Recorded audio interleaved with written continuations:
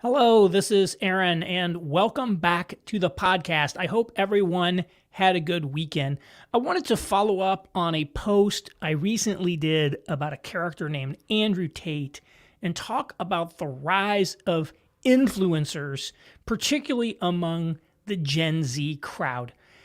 I had never heard of Andrew Tate until a few weeks ago, and that's true of almost everyone. He did sort of come out of nowhere. He'd been around a while, but he exploded almost overnight. And a couple of things show how big he got. One is his search ranking on Google. I saw a tweet in which someone made the claim that in July, more people searched on Google for Andrew Tate than they did Donald Trump and Kim Kardashian combined. Now, it's true. Everybody knows who Donald Trump and Kim Kardashian are. You don't really need to search for them. Whereas, Andrew Tate, he's getting more bigger, and people are trying to figure out who he is, so that drives a lot of Google traffic. But go to Google Trends, type in Andrew Tate, and see just off-the-charts search performance. So I wasn't able to confirm that he was actually searched for more times, but certainly he's off the charts compared to them on Google Trends. Then I was talking with someone I knew late last week, and he mentioned Andrew Tate to his teenage son. Said, "You ever heard of this guy?" His teenage son knew all about him. Knew all about Andrew Tate, knew everything about Andrew Tate. This is a guy that dad had never heard of until I mentioned him in my newsletter, but the son already knew everything about him. And imagine that Andrew Tate had not become this gigantic figure who devoured the internet. He would have still been out there with a significant following for, years. And most of us would never have heard of him. He would never have gotten on the radar unless he exploded to a level that he couldn't be ignored anymore with, billions of views on TikTok and like that. But there are a ton of these influencers who we don't know, but nevertheless have very large and substantial followings and are culturally significant in some ways. Another person I'll mention here is a guy by the name of Kevin Samuels.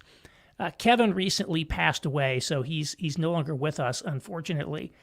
Kevin Samuels, I probably found him maybe a year, 18 months ago, something like that, and nobody in the whole manosphere world seemed to know who he was because he mostly operated with a black audience. So Kevin Samuels is this 50-year-old, in shape, very stylish black man. I think his job was essentially as a style consultant who ran a YouTube channel in which he did live streams that hundreds of thousands of people would watch. And he would dispense advice. But the main gig that he seemed to have alighted on was it would be like a talk radio show where women would call in and ask him for dating advice, and he would essentially humiliate them. So someone would come in and call and say, I want to date a high-value man. And then he would say, well, why do you think a high-value man would want to go out to you? Let's walk through every aspect of you in your life, and you will see that no high-value man would ever want to be with you. So you can imagine this did not go over well with a large segment of the population. And when he died, the hate that was directed his direction on Black Twitter was insane. A lot of these women were just really glad to see him go. And it became a big story. He trended on Twitter for 3 days. And this guy didn't become a household name like Andrew Tate, but he had an extremely large following within a particular demographic, of the country. And you would look at his YouTubes, they would get hundreds of thousands of views. And maybe he would do a couple a week or whatever. So he had a pretty good business going. A lot of these were live streams. And one of the things that YouTube allows you to do on live streams, like we're doing here, is something called a super chat. So those of you who are watching live can actually type in a comment and it'll show up in the chat on the side of the screen. Now, if you enable this feature, which I haven't, so I'm not shilling for money here. This isn't even enabled, I don't think, on my channel. You can create what are called super chats. And super chats are when you pay money and you get a chat that gets essentially pinned to the top of the page. And often, live streamers will use that to take questions from the audience. If you want your question answered, you have to give a super chat or something like that. I would see people leave like $300 super chats on Kevin Samuel streams. I'm watching these things coming in. I'm like, this guy's just making huge amounts of money in super chats, to say nothing of any advertising or anything else that he did in his business. And so there are just a ton of these guys out there. There are a ton of them out there. The ones that we hear about, like Jordan Peterson or Joe Rogan, they're just the tip of the iceberg. And it goes way, way, way down through the line. Another one, probably a few years ago, I heard about these guys. I mean, you can Google me to find this article there. Maybe I'll include it in the show notes. The New York Times did a big article called something like, "Can the FaZe Clan become a billion-dollar business?" And I'm not sure I pronounced them correctly. It's F-A-Z-E, and the Z is capitalized.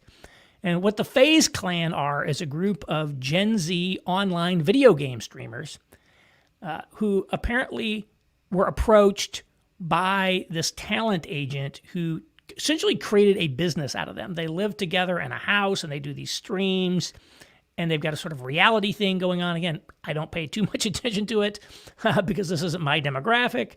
I'm just looking at what the New York Times said. But I did notice that recently they went public. They're now a publicly traded corporation. And so here is a group of online influencers, in this case video gamers, who are making unbelievable amounts of money and are now a publicly traded corporation, which is insane to think about. And again, probably most people have never heard of these guys. I know I hadn't until I read about them in the New York Times. If the New York Times had not written about them, I would never have heard of them. And then you go down the line, there's a lot of people, I mean, even if they're not influencers per se, they've got these followings on social media where they're making a living. So one that my wife follows on Instagram, I don't know the exact link, but you could probably find it. It's someone called Trader Joe's List Girl. So basically what she does is she just goes shopping at Trader Joe's where she does her grocery, and then she does these haul videos where she unpacks them, she tastes new products, she makes recommendations.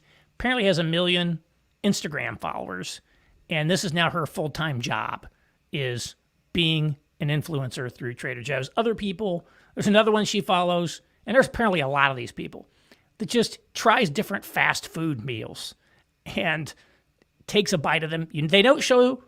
this woman she watches does not show herself eating the entire meal. She's probably just taking a bite of it for the camera. Then she gives her ratings and reviews of these fast food items, and it turns into that. And so this is where people are going. This is where people are going. And this is something that we understand. We all understand that people are turning to influencers, and they're turning away from authority figures and institutions. But I don't think we really get the sense of how significant this phenomenon is, particularly for younger people. So if you're Gen X like I am, or you're a boomer, or if you're an older millennial, you still grew up in an era in which you were very formed by institutions. I grew up watching the CBS Evening News, and I still read newspapers, and I'm still connected to official organs and institutions of society. And so I complement that with influencer content, independent journalists, Substacks, YouTube things, and I check them out and all this. But fundamentally, that is coming in as a supplement to a background of someone who was formed in a traditional institutional environment and is still connected to institutions and think of it as authority figures. Whereas what you see in these Gen Z is, I don't think a lot of them are very connected to really major institutions at all. For what I see, they're turning overwhelmingly just to social media to get almost everything. I saw a article, I wish that I'd been able to save it or find it, but it was about how Gen Z is getting most of their news off TikTok or something of that nature, like TikTok. I'd always heard that like a lot of people get their news off YouTube. And there are a lot of YouTube streamers who are essentially just commentators on the news. Like getting your news, finding out about the world off of TikTok. Imagine that. And there are all these platforms out there that we really can't keep up with. It's such a protean environment. so many new things. And most of us, many of us, don't even use these platforms. So I don't have a TikTok account. I hardly ever touch Instagram, Discord, never been on it. Snapchat, never been on it. Twitch, never been on it. There are other ones out there, just never been on these things. So conversations are happening on platforms that many of us have never used and will never use. And even if a site like Snapchat doesn't become the tier 1 tech company that they aspired to be, they're still reaching a very large number of people. And what's happening there is having a profound impact. And so what we've seen is that this kind of rise of influencers has sort of fed off of, but is also accelerating the decline of trust in institutions and authority figures. And this is not something that we can attribute primarily to technology, although it's to some extent been technology facilitated, technology enabled. I can't pin the blame on these influencers. What we've seen is that trust in institutions and society has been declining for a long time. And we've seen where, since probably the 1990s, since the dot-com crash, really things in America haven't necessarily been that great. It really until kind of recently, we had 1 year of 3% growth since 2000. There was 1 year in the Bush administration where GDP grew by 3%. And if you go all the way, I think through the end of the Trump administration, there's not even a single year of average 3% GDP growth. Wages had stagnated. And right now, real wages for a lot of people are in decline because even though wages are going up, the inflation is going up higher. We've had high housing costs. Society isn't working for a lot of people. Record fentanyl deaths, on down the line. We've had tremendous dysfunction in America, which has been disguised for a lot of people who are in the commentator class or the authority figure class because they have lives that are actually okay. America's still working for the upper middle class, for the top 20%. For everybody else, it's not working nearly as well. And so there's a legitimate background in which people are like, hey, this isn't working. Why would we tune into these institutions? Maybe we can tune in to something else. And now the technology enables a new kind of influencer model to come to the fore. And that's part of it.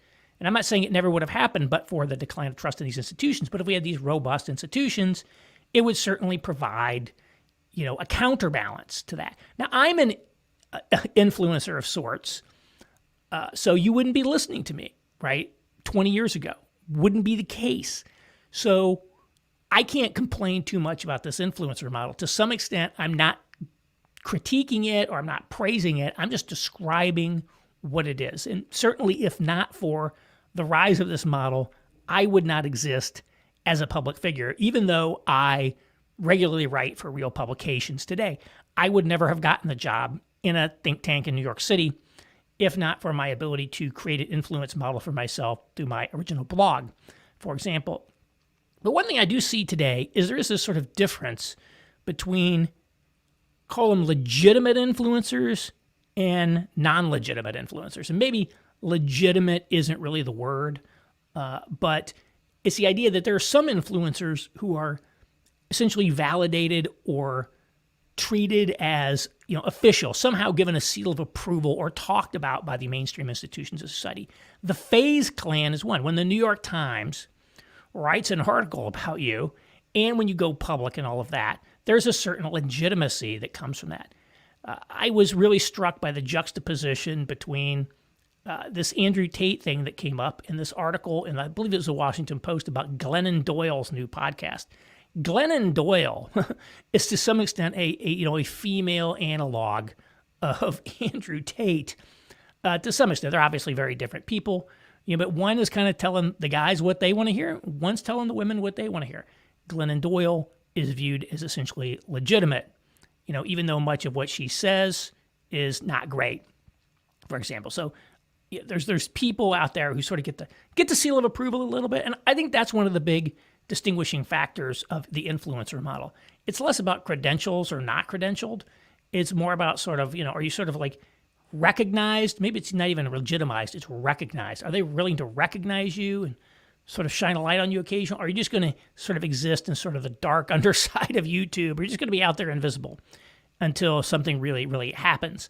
And so there is this vast sea of influencers out there, large and small, who are really shaping the way people understand the world. And the influencers and the way that this is occurring, this conversation is occurring, it's not even now just through YouTube channels or TikTok channels or things like that. It's even migrating into offline channels, if you will. So a lot of people now say, I don't want to be on Twitter. I want to be in a private Slack group. There are apparently a lot of these private Slack channels in Silicon Valley, and it's like cool to be invited to a private Slack channel. I have a Slack channel for my members. If you're a member of my work, which you can for $50 a month on Patreon or Gumroad, please check it out, patreon.com, gumroad.com. We have a private Slack channel where you can chat with other people. And we also do private Zoom sessions where we have interactive discussions and I'm covering topics of the day. So that's like a Slack channel that I run. I'm not a member of any other, but I've gotten included in a number of private Signal groups. Signal is similar to WhatsApp. It's basically a texting app. You can also make phone calls through it, but it's encrypted and it has disappearing messages. And so you can set it to disappear so you just don't have this text record of things there. But anyhow, Signal's become super popular, and a lot of things now occur on Signal chats. People are chatting, they're getting information from others through these private networks, in essence, not even through public influencers. And so what's happening in our society, there's so much going on under the surface that we don't even know about. And occasionally, say when an Andrew Tate becomes this massive story and ends up on Tucker Carlson and the news, one of these things comes up and we're like, oh, well, what is this guy saying? And you realize that he's kind of a lunatic in a lot of ways. He's a lunatic with millions of people who follow him and tens of thousands of people who are giving him a lot of money to teach him how to get rich online.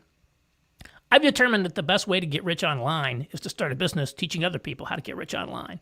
That seems to be the actual thing to it. You don't have to pay me money for that. I just gave away the secret. But that's what's going on. And that's the new model. And part of it's driven, again, by the fact that our elites and our institutions aren't very good. They're often promoting things that are very morally bad and morally corrupt, and they're incompetent, and they don't seem any interested in fixing it. And so people are saying, where can I get information that entertains me? Where can I get information that's giving me the truth? Where can I find out the truth about how, as a young man, I should interact with women if I want to have dating success? Well, you're not going to find that from the church. You're not going to find that from the traditional authority figures. What you're going to do is you're going to open the New York Times Sunday opinion section, if a 15-year-old were, say, to be reading that thing, and you're going to see on the front cover that, maternal instinct for women is a totally patriarchal manufactured myth, which was, in fact, the lead huge essay this weekend. And there's no such thing as gender, and everything is socially constructed, and all this. Actually, that's not true. So you have all these elite organizations that are telling you stuff that's not true. And when I was in high school, there was no way to find out that it wasn't true. We really had no choice but to take in what we had because we didn't have alternative sources of information. Well, now, through peer networks, the stuff comes in the door, and it's like, oh, all of a sudden, hey, wait a minute. There's some information that might be morally corrupt, and it might not be 100% accurate, but they're actually telling you things that, hey, wait a minute, these guys weren't telling me that. And so that's why they're seeking it out. And I think a lot of parents today are worried that their kids are going to get into porn online, and that's a huge problem. Pornography, especially with smartphones and all that, it's a gigantic problem. But the idea that this phone or this internet is a gateway for things to reach your kid goes way, way, way beyond pornography. It goes way, way beyond sort of the well-talked about, toxic dynamics for tween girls on Instagram and did everybody like my post and all that stuff. It really is all of this influencers models, all these people out there that no one could possibly even track over time that are really now shaping a lot of the thought processes and a lot of the aspirations of Generation Z. And so it will be very interested to me to see how will this evolve over time? How will a Generation Z think about the world when they get to be my age? And they did not have a lot of their formative ideas about life come through institutions to nearly the extent the previous generation did. Obviously, they went to school, probably they went to college. They had some things, but institutions are having far and less pull, and it's more and more the influencer model, which again, I'm not critiquing necessarily the influencer model because I'm an influencer, but I think the key is if you're an influencer, then that comes with a pretty high level of responsibility in terms of what you say as well. So all of us who are influencers or aspire to be influencers should think about that. So there's a good chance if you have a teenage son, he knows all about Andrew Tate. He knows all about it. He probably knows about a lot of things that you don't know that he knows about, quite apart from porn.